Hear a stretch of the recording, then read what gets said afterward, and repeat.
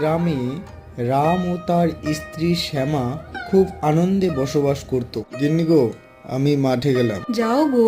গিন্নি, একটা কথা বলবো? কতদিন হলো ভগবান আমাদের সব দিয়েছে, কিন্তু এই ছোট্ট সংসারে ছোট্ট সন্তান দেয়নি, তাই না বলো? হ্যাঁ গো, তুমি চিন্তা করো না, দেখবে সব ঠিক হয়ে যাবে। ঠিক আছে গিন্নি, আমি গেলাম তাহলে। রাম মনমরা অবস্থায় কাজে গেলেন।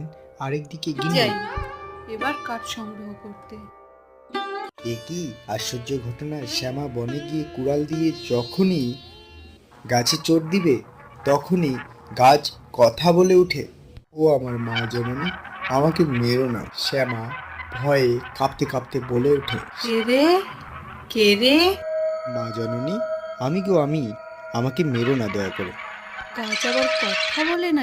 না মা, আমি অভিশাপের ফলে গাছ হয়েছি। সে অনেক কথা, কিন্তু মা, তোমাকে এত মনমরা দেখাচ্ছে কেন?